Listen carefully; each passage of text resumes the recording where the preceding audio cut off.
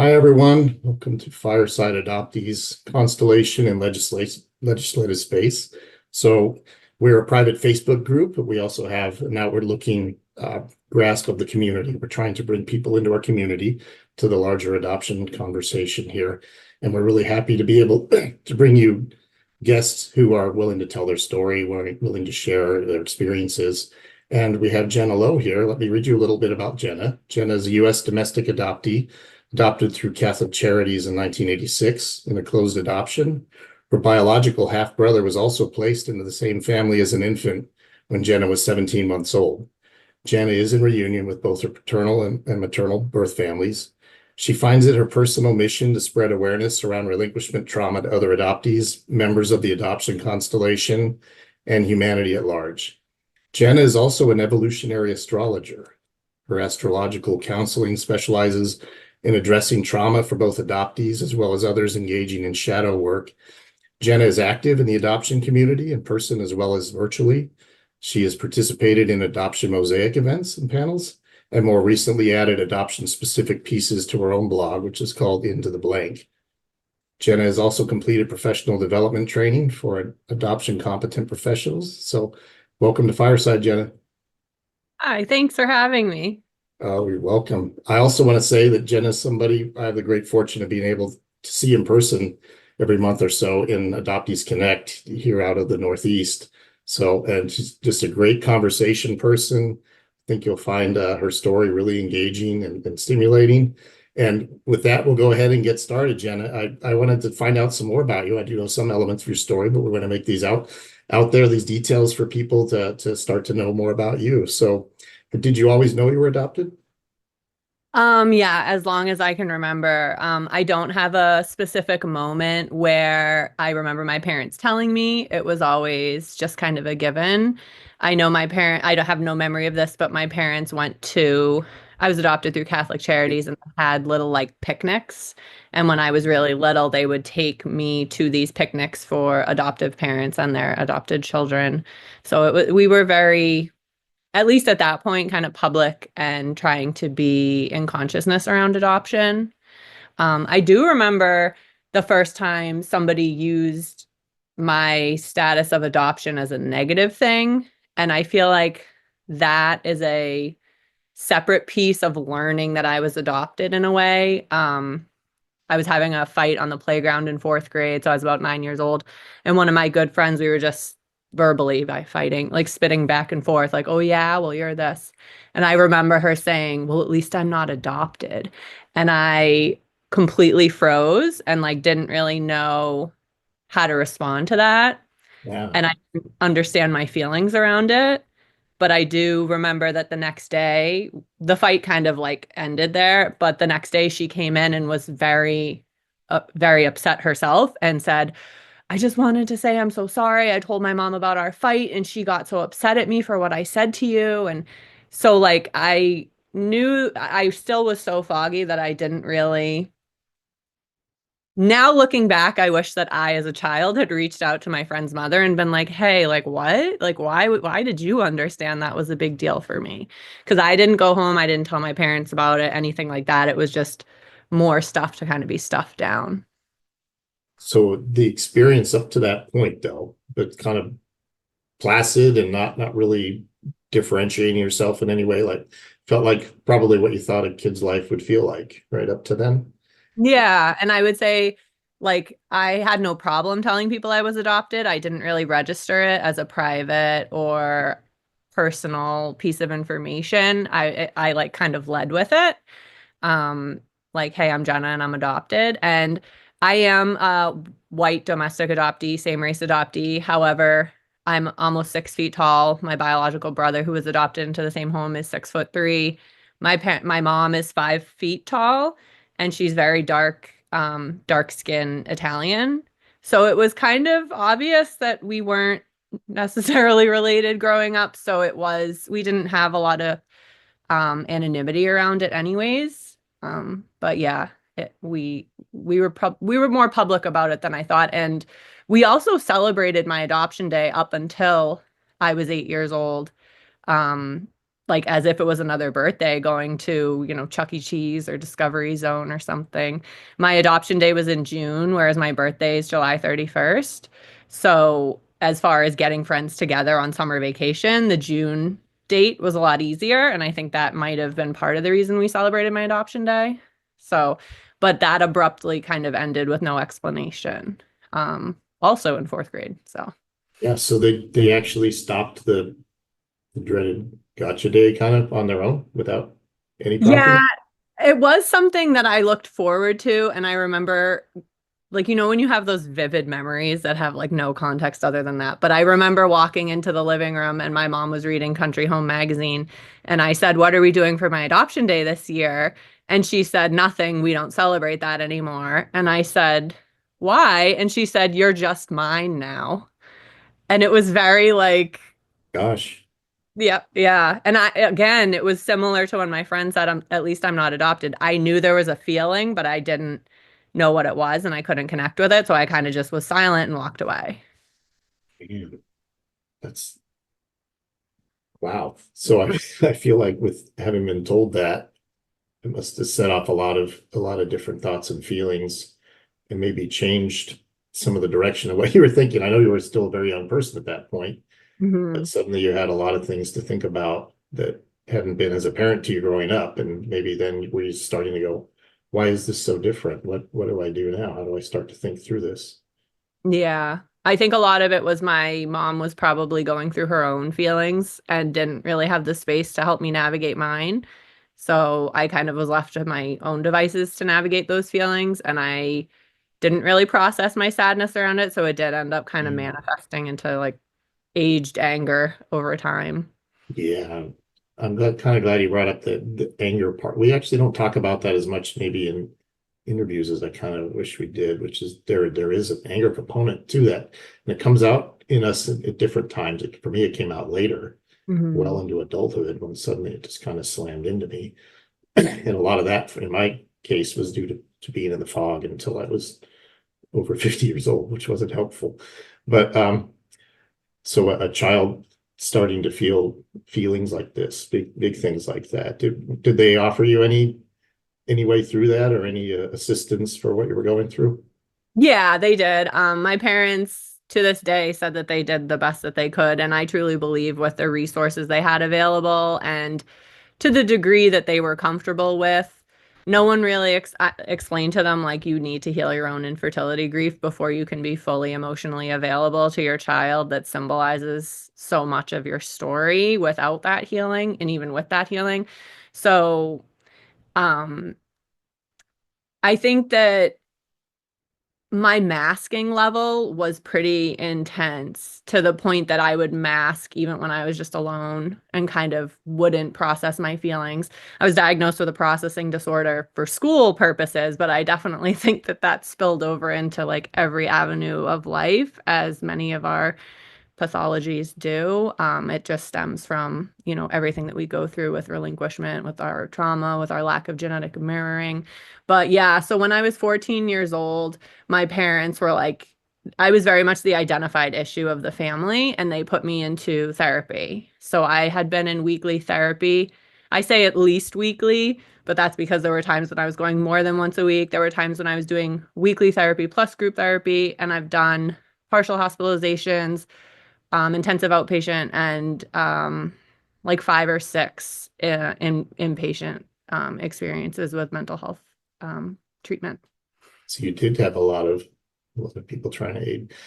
Yeah. Was anything specifically addressed about adoption in any of that? Nope. No. I was Okay. diagnosed with PTSD as my primary diagnosis, and they had no context for it. Like they even didn't explain to my parents why I had PTSD. I don't think they understood. I think they saw the professionals, the psychiatrists, the psychologists, my social workers, my case managers. They saw that I had the classic symptoms of PTSD and that that was the overarching issue, but they did not understand why I had PTSD. And I remember hearing after the fact from a therapist that we worked with very briefly because she was trying to do family therapy. And that's something that my parents were very adamantly opposed to. Like, Jenna was in therapy. They were not in therapy. That was kind of like Jenna's the sick one. They are not. And so any family therapy type push was very much met with a brick wall. And I remember in a professional setting meeting this therapist again and her being like, there was always some piece missing to your story that we couldn't quite figure out. And at first I thought it was the fact that my parents, I would say they are alcoholics. They are high functioning. And I thought that that was the missing piece, was the fact that we weren't addressing like the dysfunction within my parents. But now I think more than anything, it was also the fact that I just didn't have adoption competent therapists. They did not understand what an adopted child goes through. Oh, and I know in a lot of ways, as I've talked to you personally, and as you've been in our Adoptees Connect group, you're on a path now of advocacy and making people aware and propagating out the message here about what adopted people go through. So I can see these formative things, and there's things here obviously that I wasn't aware of in your past that in terms of the treatment and how ineffective it is when it's aimed at the wrong thing effectively, right? It's labeling you as something you may be exhibiting, but not having any understanding of what underlies that and not being able to offer you anything at that point. Was there ever a time in therapy subsequently where people finally got it and were listening to that part of your story?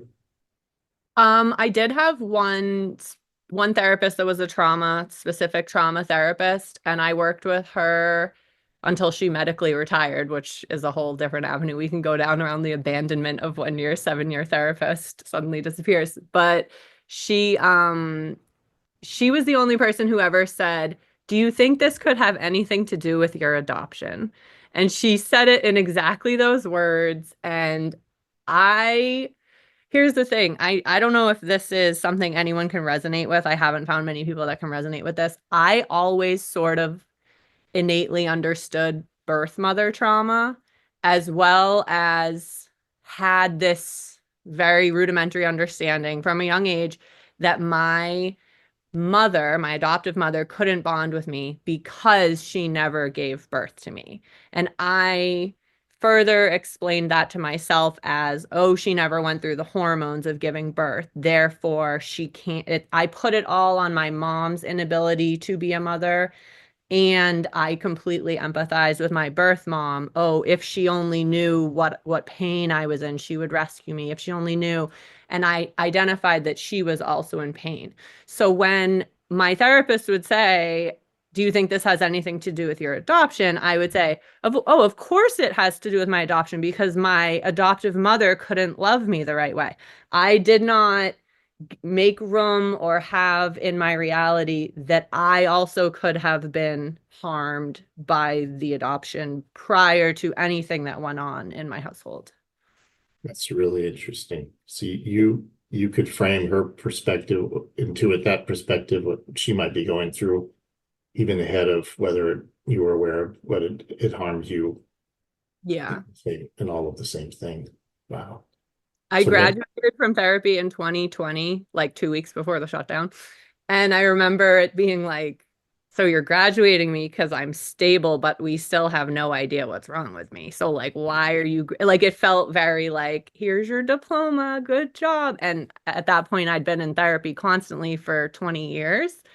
And it just felt very like, okay, now I'm just being shoved out. But the summer of 2020 is when I first got into community with adult adoptees, saw Paul Sunderland's video through LifeWorks on adoption and addiction, went to an Adoption Mosaic panel, like it all started coming together that summer after my graduation. So what was that revelation like for you? it was profound. I am the type of person who needs to like deeply stare at things and like look into them as hard as possible. So I very much did that. I still think I'm codependent, but at that point I was like heavily codependent. So anyone in my life that was adopted, I was almost trying to drag out of the fog with me in a loving way, but in a very like this will like rather than being like, hey, they're on their own journey. Just because I'm finding this healing and helpful, it might not be healing and helpful for them. It's in their time they can come out of the fog on their own, which now I don't drag people out of the fog anymore. But yeah, it was, I started working with Ostrich at Adoption Mosaic, doing weekly counseling and going to lots of different virtual events. Greg, before you took over Adoptees Connect, I was kind of hounding the old person who used to run it, being like, when's there going to be a meeting? But I really wanted the information, the experience, the exposure. I remember that first meeting. It was Thanksgiving 2022, or it was either the day before or the day after. Yeah. And I was like, how am I going to recognize? It was the second meeting where we had done that. And I thought, I'm supposed to meet Jenna. I'm supposed to meet someone named John Murphy. And then you come up. Are you Greg? Yes. It was almost like conspiratorial tones. And we walked in the restaurant and met the other people, including Yep. our wonderful Kathy, who's here.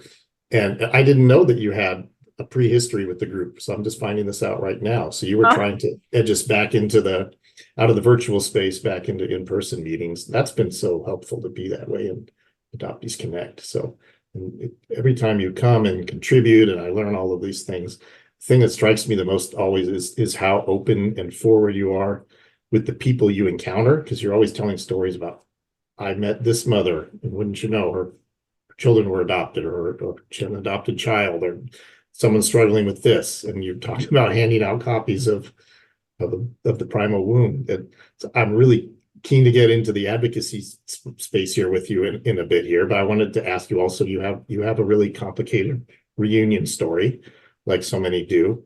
And I wondered if you wanted to share a little bit about how reunion went for you. Sure, yeah. I had always looked forward to reunion. It was like this on my birthday every year, I would like do the math, how many years until I was 21 when my records were open. However, on my 21st birthday, I was newly clean and sober. I didn't feel like I was worth knowing. So I didn't engage in reunion the minute I could, which would have been 21 to start the process through Catholic Charities. But when my brother came to me, I at that point had had my second child. He was very young, my second child, and my brother and my parents came to me and said that they were searching for my birth mom because my brother and I have the same birth mother, and nothing was written about my birth father, so we didn't yet know if we had the same birth father or not. Um, but yeah, they told me that they were already engaging in the search kind of without me, which was really activating. It felt like, Sure.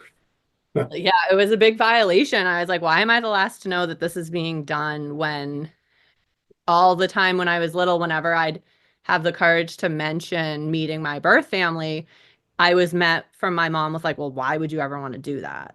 Like it was very she perceived it as almost like violence that I would even think to do that. Like it was so threatening to her. And so then to hear not only is she supporting my brother in doing it, but she's helping. And my dad had talked to like private investigators and all this. And I'm just being roped in as like an afterthought. I got a little competitive with it. So I started like really trying to research to try to beat them to the punch. And I basically found out that at that point in Massachusetts, we didn't have rights to our original birth certificates. Like it felt like a lot of dead ends. But we did end up getting information that was left for us at Catholic Charities. My brother was kind of the head of the search because he got the first contact with Wendy over at Catholic Charities, the post-reunion search coordinator. And I still remember the day he came to my house and he's like, I'm coming over. I want to say this to you in person. And I open the door and he just like blurts out our mother's full name and is like, this is my full name. This is this. We were here. Like, this is where she grew up. Like, he just had all this information and just kind of like word vomited it on me, which was great. I was excited at that point and finally in there for it. So we found her and wrote her a letter. And hindsight, we probably shouldn't have typed it. We should have handwritten it, but we typed it and we were like, it's kind of like one of those notes in middle school where it's like, do you want to be my girlfriend? Circle yes or no. We were like, are you our birth mother? Yes or no? Like, we're just searching right now. And it was like this very like formulaic, unemotional letter. And then at the bottom, we were like, we're gonna send a silly photo to break the tension. And me and John were making faces. My son was falling off my lap. He was like an infant. Um, that wasn't intentional. He was fine. But it was just like a silly photo of us. And then we didn't hear anything back. And then we wrote her back again and we were like, we were kind of thinking we'd hear something from you. And we did hear back from, we were like, just let us know if you're the right person or if we should look somewhere else. And at that point, we lived within an hour's drive of her. She did write us back, said, yes, you have the right person, but I'm not ready. And then I had already found her Facebook page, so I already kind of like had a way to check in on her. She changed her Facebook name to like a nickname, a nickname of her first name and a nickname of her last name, like the first syllable of each. And then she changed her Facebook banner to a small voice said go west. She packed up her car, quit her job, broke her lease, and we were in Massachusetts and just drove west with no plan and landed in Utah and has lived there ever since. Um, but yeah, she didn't tell anyone. Even our siblings that she kept didn't know about us. Half of her own brothers and sisters didn't know about us.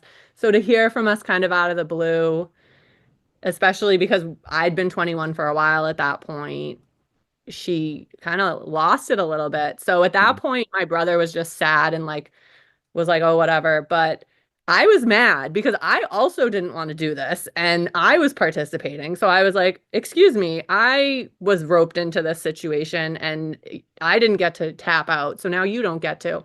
So I did what I considered to be slightly manipulative at the time. And I hand wrote a really long letter to our grandmother and was like, we had the greatest childhood.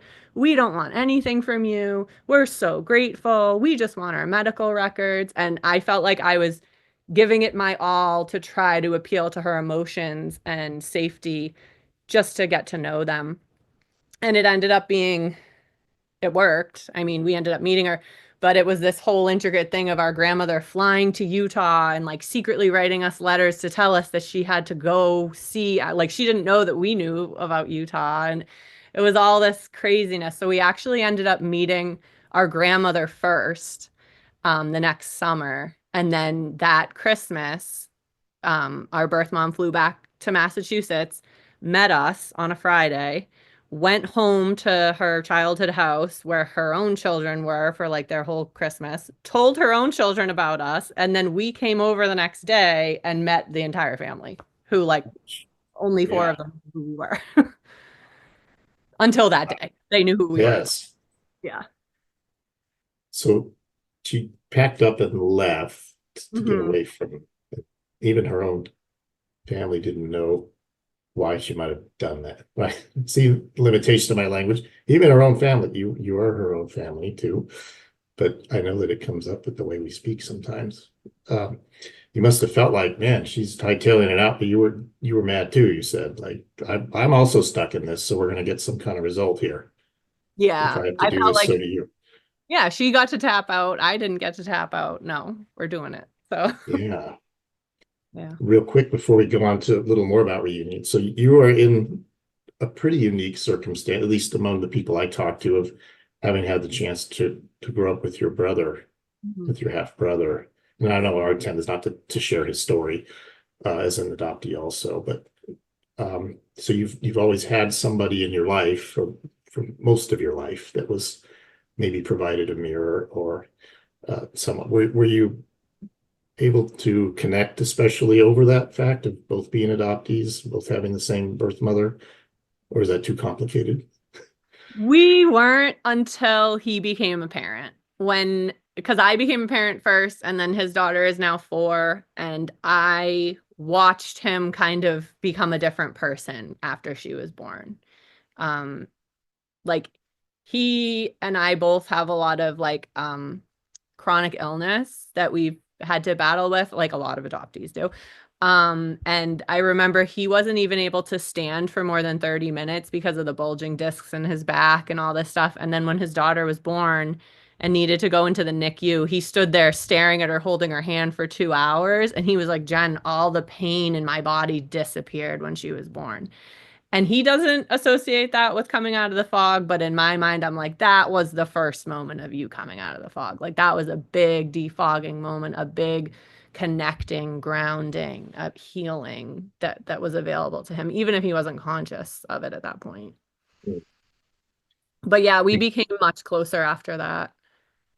Yeah, and he must have observed you doing, at some point you were doing a lot of things and starting to with community, et cetera. But I didn't want to interrupt too much of your reunion story here, but I did want to make sure we brought in the fact that, and again, I speak to a lot of people who have other siblings who are also adoptees, but they're from other natural parents. So this was kind of unique for me to be able to ask you a couple questions about that. So thank you. Yeah, how did the the meeting in Utah end up? Well, she flew back here and we met in Duxbury in the house that she was raised in the house that she was pregnant in early pregnancy with both of us. So like we had in some way been in that house before. Our grandparents never moved from that house that she grew up in. And it was interesting because I was raised in a family that was Italian American. And based on the fact that I have blonde hair and blue eyes and I'm tall and my brother is too, and everyone in our Italian American family is kind of the opposite of us, I always was kind of like, this isn't my culture, like this isn't my biological culture. But then meeting our birth mom and being there for Christmas, and it was a very Italian American Christmas. I was like, who would have thought that this actually, we were being raised in sort of our culture. So that was a distracting sort of shock to be around a culture that I'm familiar with, but to now be being shown that it actually was our culture. So like there was this weird like, can Uh, I actually connect with this now or not? Whereas like when I met my birth father, who didn't know about me till I called him at age 29, and he had no other children. So he's hilarious. He on the phone call was yelling to his wife like, "I'm a dad." And then I told him about my kids and he's like, "Hold on one second. I'm a grandfather." Like he just and she's like, "What is happening?" But yeah, so he I found out that I'm part Jewish through him, and that felt easier for me to claim because it was something that I wasn't ever like exposed to in a this isn't for you kind of way. I actually had just serendipitously had a lot of close friends that were Jewish throughout the years in different areas of my life, so I was very familiar with traditions and the concepts and the spirituality and the fact that it's like it's an honor to have a guest. So we were kind of like an honor to be there rather than othered. So it was easier to step into that piece of my identity. If that kind of makes sense. Makes a lot of sense. Yeah, thank you. And you just never know what people's reaction will be if they Yeah. didn't know about you or they didn't expect you to show up. But Yeah. um, I know That these was are a plus. complicated. Yeah. Yeah. It's funny because like we've been in reunion for 9 years, me and my birth dad. And the beginning was like a joyous relationship. And it was, people might have heard me. I was on, I don't know, potentially people might have heard this, but I was on Adoption Mosaic's Unspoken Topics panel. And that I was sharing about my experience with genetic sexual attraction, which is something that I experienced with my birth father and navigating that with zero resources, zero information. I actually leaned on the adoption search coordinator of Catholic Charities for help, which shows you just how desperate I was. So she was not helpful, spoiler alert.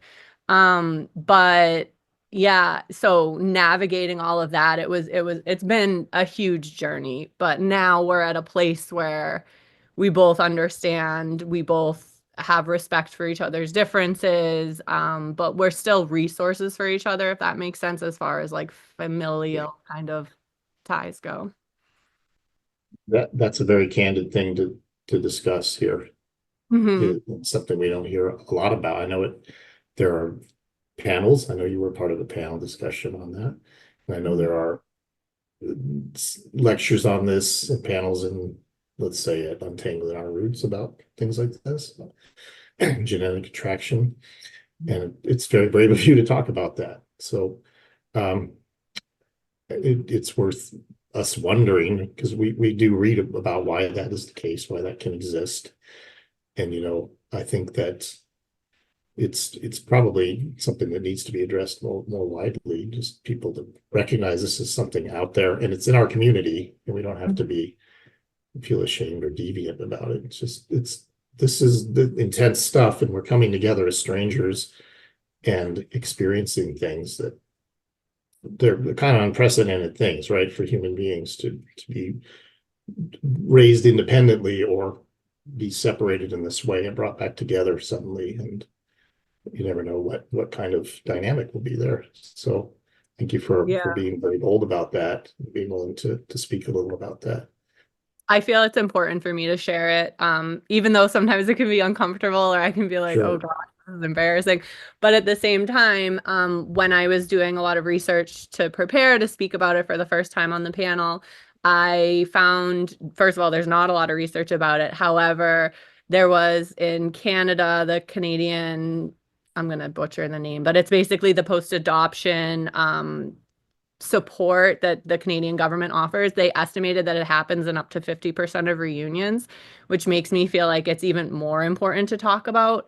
It's like when you meet somebody for the first time and just like anyone that you click with and you're like, "Oh, this is so great." Like they're validating these things about myself and we connected on these levels, just kind of like you would talk about any friend or romantic partner like, "Oh, we have these things in common." Well, when you meet someone who has so much in common with you, if you have some of the other kind of risk factors is how they explained it, like you're in a relationship that isn't fulfilling already, like you already have a feeling of being lost within your identity, like people who can come together in that way and bond so closely.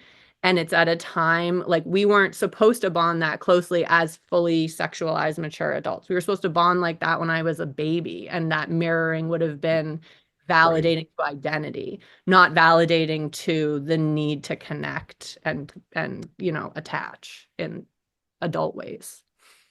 Yeah.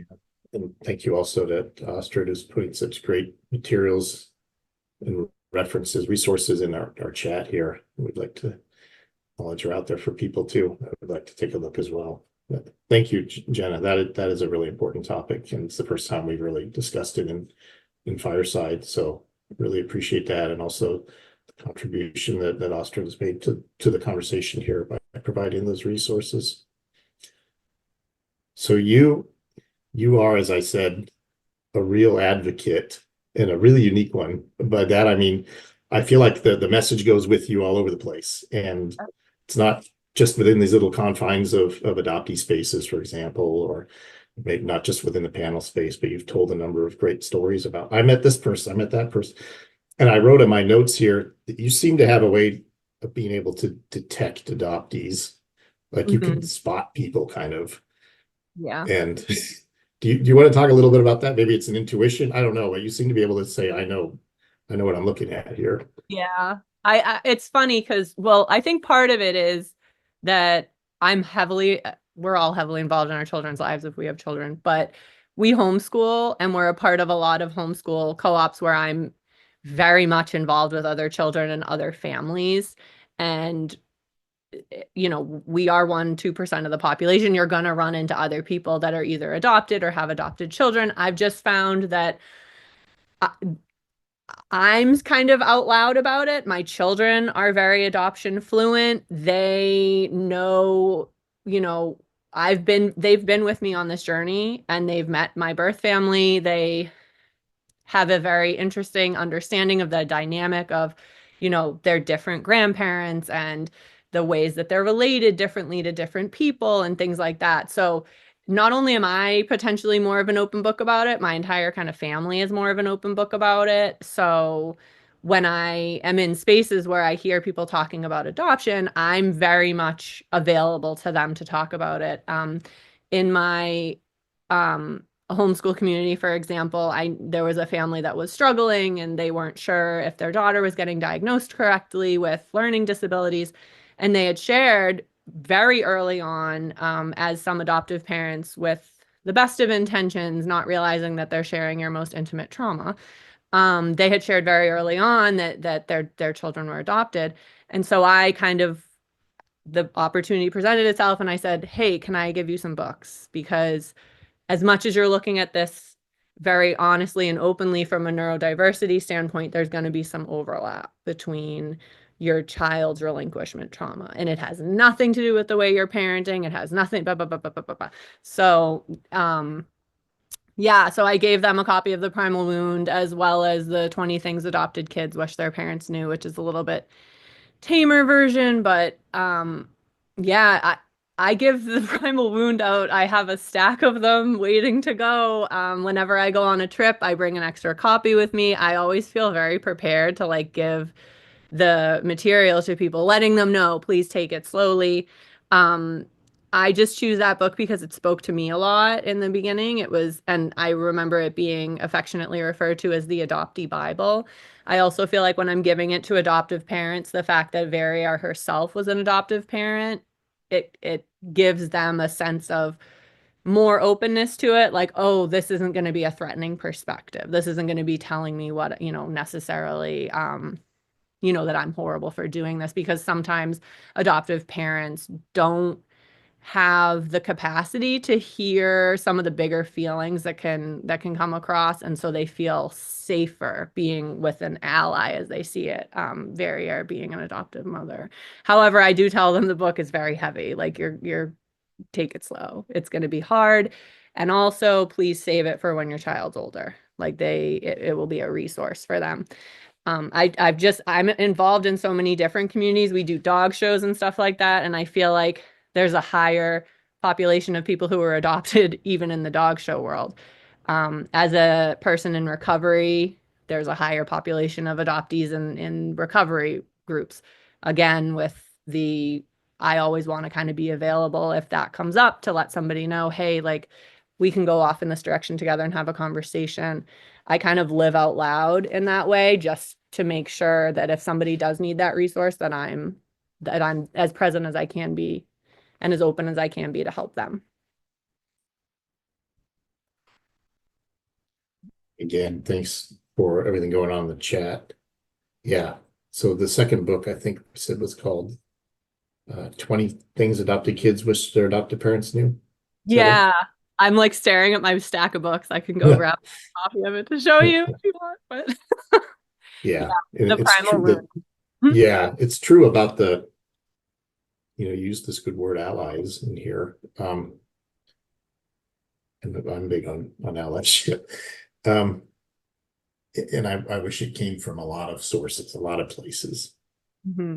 Even that the Constellation were broader to bring in allies and people in relationships with adoptees, people who are trauma informed and are adoptee competent and can contribute to the discussion. People like Paul Sunderland, right? So somebody who knows trauma. So a big part of your now dialogue with people is about discussions of trauma. That's a hard subject to bring up to people, right? Especially, let's say you have an adoptive parent and they're suddenly hearing this word, right, about trauma. And what are some of the responses that you've received when you talk about that? A lot of times it can shut people down, to be perfectly honest. A lot of times people aren't ready to hear it. A lot of times they need time to settle into it. And now that at least I've planted a seed in a way, or hopefully I've planted a seed, and then they need to, through this new lens, see and experience things with their child and then be like, oh, like now that I have this other lens to possibly look at this experience through. So it tends to take people a little while to come back to me with any sort of feedback or asking any sort of questions as far as adoptive parents go. And I'm not in community with a lot of birth parents. That is something, I don't know why, I just am not, but I'm very open to it. I just don't find myself in spaces where it either comes up, whatever that is. But adoptees, though, I do tend to, so for instance, when my birth father, he lives in Texas, he flew to Massachusetts. I was living in Massachusetts at that time when we met.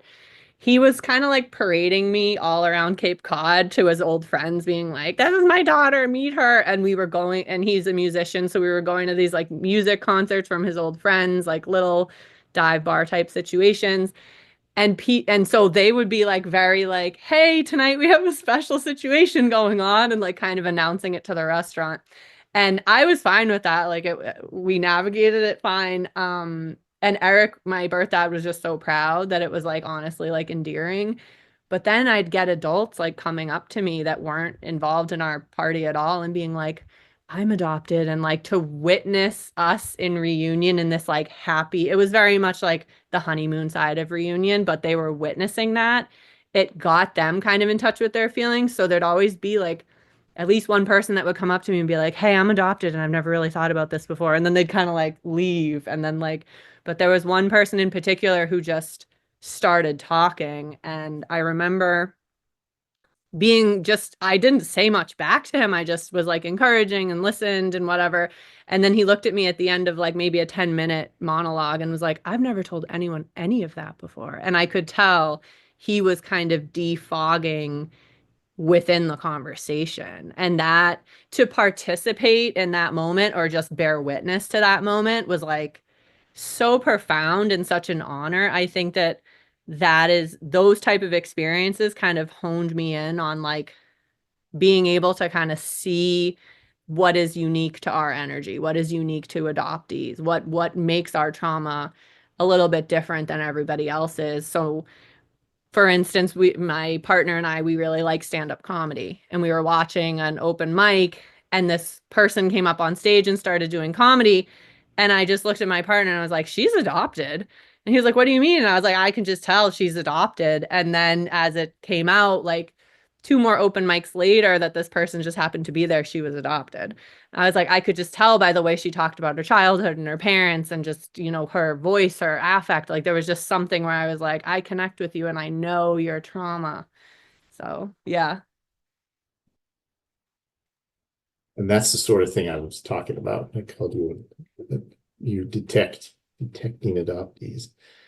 Yeah, kids can do it. I've met some other people that can do it. Yeah, Yeah. I don't have as much confidence in being able to tell, but once people do open up, then you kind of go, yeah, a lot of this makes sense now. And maybe I didn't know this person, but some of the ways they talk. What's really interesting also is to find that I know children of adoptees. People I grew up with turned out to be children of adoptees, and I didn't know it. And they suddenly will say things like, they're like on my Facebook page going, "My dad is adopted. I never thought about this."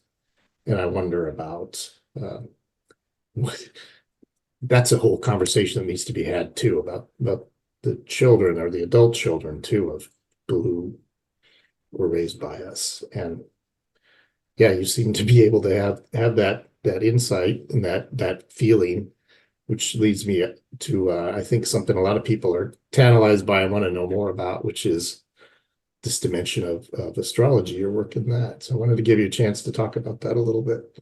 Yeah. My first exposure to astrology, I was hooked right away. And a lot of adoptees don't have comfort around it just because one of the things you run into right away is that having as accurate as possible birth information is kind of like the gateway of sorts. However, there are other ways to participate within astrology and within understanding the energies and the planets and things that don't rely on having accurate birth time. So I just want to put that out there that that barrier that is there for adoptees, especially that don't have access to their original birth certificate or accurate birth time and birth information, there are other ways that we can access this and make it accessible to everybody.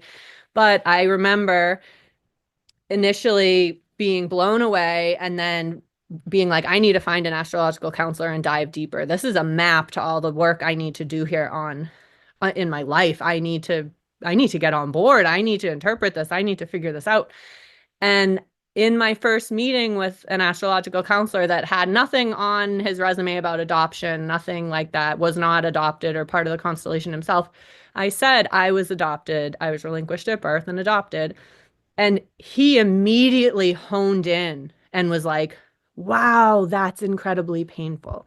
And he could just tell And I feel like that for me, at least, and the exposure I've had, which I'm in community with hundreds of astrologers, and it seems so not all of them, of course, so I don't want to say this is a blanket statement, but it seems that people who are in that line of work tend to naturally understand how big of an impact this has on a person. So that honestly drew me into it. I was like, I'm being validated in this woo-woo astrological counseling in ways that my paid for decades of therapy never understood. Like, what? So I just wanted to stick around in that type of space because it felt like I didn't need to explain to this person what relinquishment trauma is and convince a professional of what I have.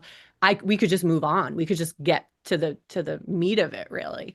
And that really opened my eyes to it. So I ended up going, diving headfirst in. I am an evolutionary astrologer. I was certified through the Stephen Forrest School, if anyone knows anything about astrology. But it basically where it talks about like every single person is unique and every single person has unique tools that are to help them evolve to their highest self in their lifetime. And honing in on what those skills are and how we can develop as people helps us to process things such as our traumas through life.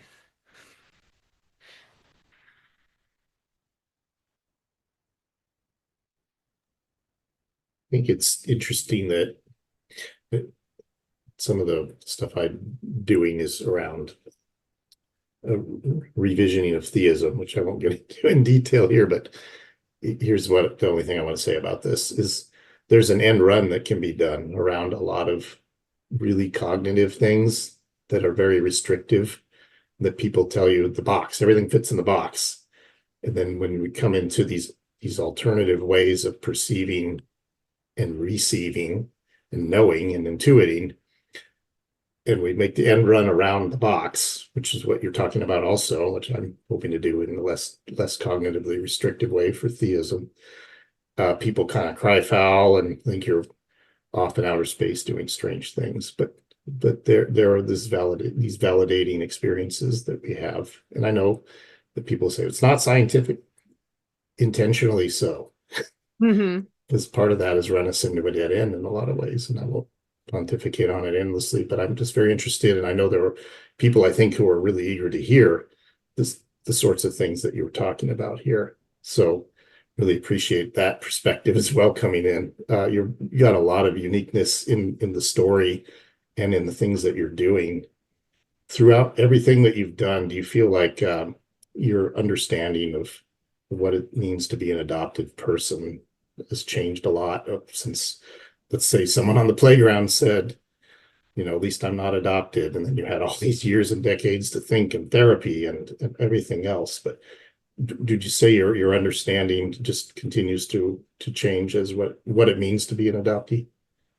Yeah, I would say so. And I also want to say that I know that it will be different next year, next decade. It's an ever evolving kind of self-discovery.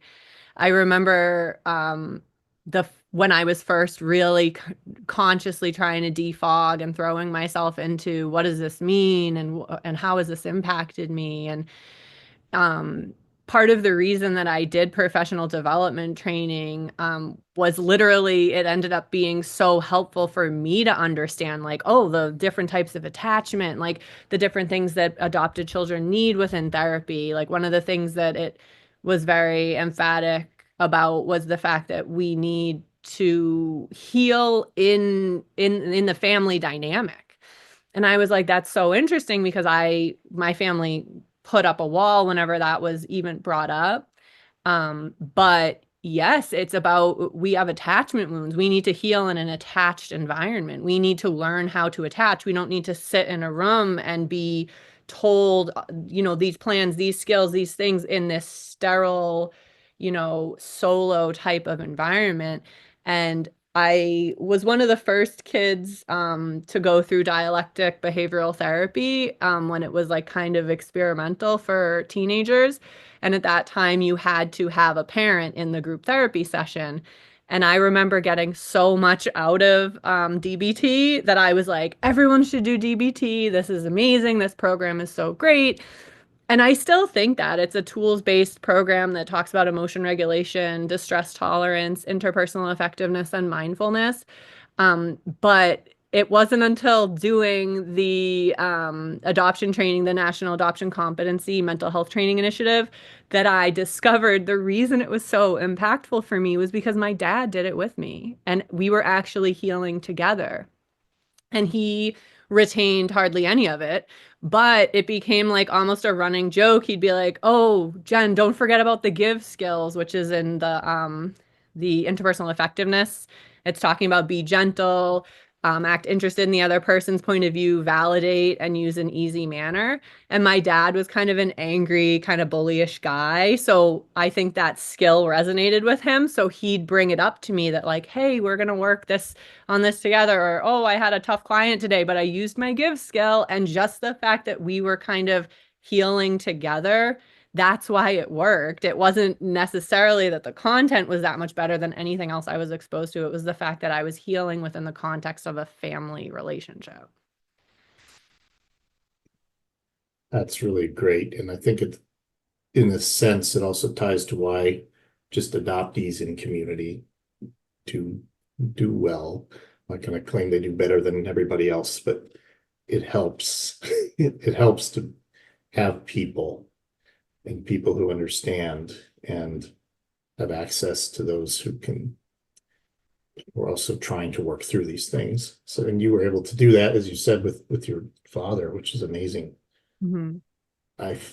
It's been a really enriching conversation. I think we could just go on and on, but I hope you've enjoyed it. I know I have, and our chat here has been full of great resources and people who are really appreciating how well you've spoken about this. And I'm honored that you came on and were willing to speak so vulnerably again about things we haven't really talked about on our platform. So that's so much appreciated. Can you tell people where to get in touch with you, Jenna?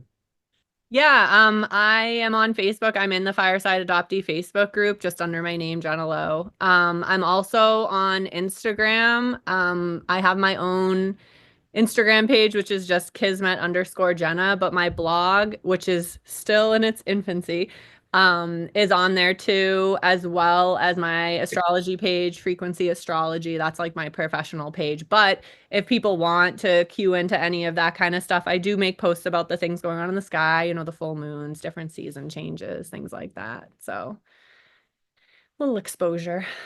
So, again, I'm really glad that I get the chance to hang out with you at times. It's really cool. Appreciate the effort. You don't live very near where we meet, by the way, for anybody on the call. Jenna drives far to get to his office. Yeah. We appreciate that. I know it takes a big effort to get there, but yeah, you're always a welcome presence there. Thank you so much.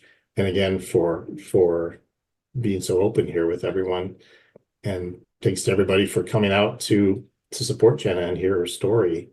And we welcome you to invite people to watch the interview that's going to be up shortly on Fireside Adoptees YouTube channel. If you just Google under YouTube Fireside Adoptees, you'll see this up here in maybe 2 or 3 days, hopefully.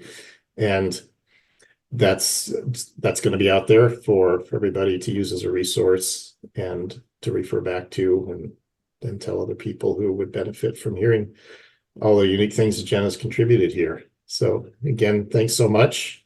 And to everybody. So you'll hear in a second the conclusion of just the Zoom recording. Again, everybody just stay on and we will go into a Q&A, but appreciate your time and hope to see you again on Fireside Constellation.